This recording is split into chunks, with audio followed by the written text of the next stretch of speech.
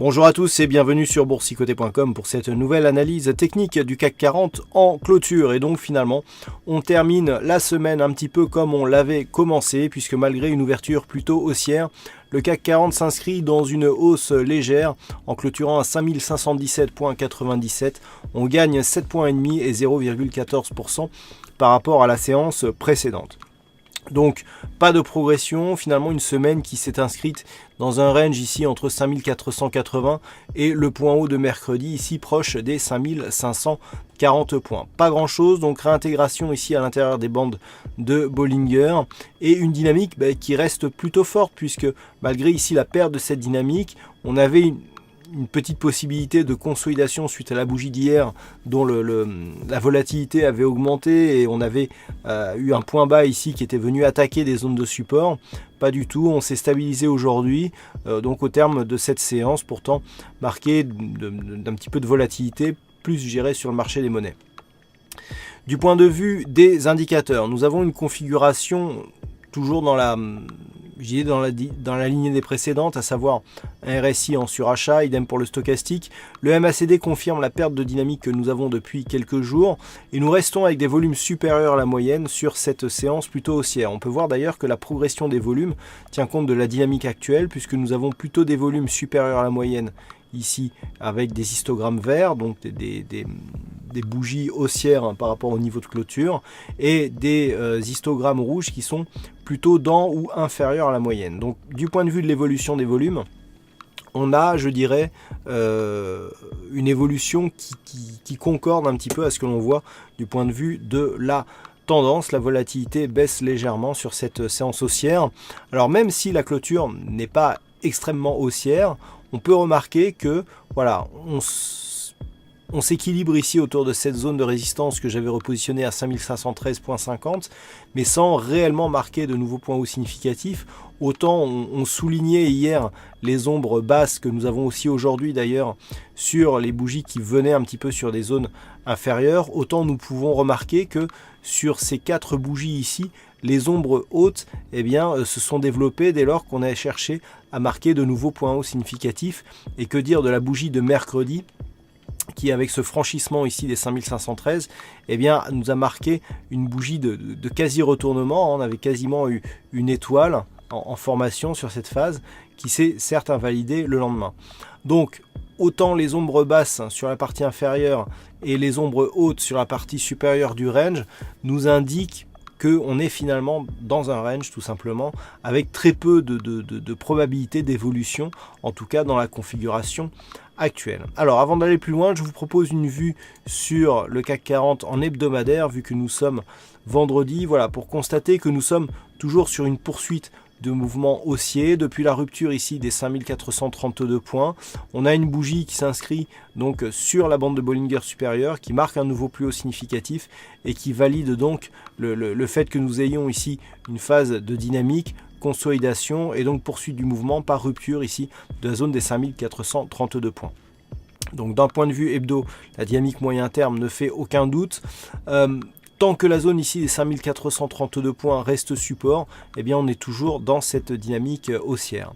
Du point de vue des indicateurs, là aussi, on va vers un surachat ici sur le RSI. Le stochastique est dans sa zone de surachat depuis maintenant quelques semaines. Le MACD confirme la tendance plutôt haussière, et même du point de vue des volumes, on a des volumes légèrement supérieurs à la moyenne sur cette semaine qui a été haussière elle aussi, avec une baisse de la volatilité. Donc tout converge à peu près. Alors je dirais que la difficulté, on voit bien que c'est sur un retour éventuel sur la zone des 5432 que l'on testerait, je dirais, la solidité de cette dynamique. Par contre, c'est pour placer des objectifs sur cette dynamique que ça commence à être difficile, tout simplement parce qu'on est sur des points hauts significatifs si on réintègre tous les dividendes qui ont été versés depuis quelques années, et donc on manque de repères. Alors un outil existe, il s'agit des extensions de Fibonacci, et par rapport aux extensions donc de la phase de consolidation que nous avons là, et qui a marqué une consolidation par rapport à la précédente phase haussière qui était relativement contenue, nous avons une extension de Fibonacci qui nous amène ici à 5720 20 points. C'est donc l'objectif ici que nous avons en cas de poursuite, en tout cas à moyen terme, de cette dynamique actuelle. Donc 5720 tant que les 5432 ne sont pas cassés à la baisse. Voilà donc ce que l'on peut dire sur la vue hebdo. Alors sur le daily, nous avons donc une configuration qui reste ici autour des 5513. On peut s'attendre à une poursuite du mouvement pour aller rallier ici la zone des 5600 points.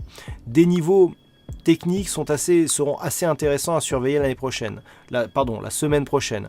À savoir ici ce gap qui n'a pas été comblé, donc entre la séance ici de jeudi et de vendredi dernier, cette zone dont le comblement n'a même pas été testé, puisqu'ici sur cette bougie on a ouvert sur le point bas, et ben en cas de retour ici, ce sera vraiment la zone de test. Qui plus est, par rapport à la dynamique, je dirais directe, on a des niveaux de consolidation qui sont assez importants, notamment ici le retracement des 23,6% qui se situe à 5495.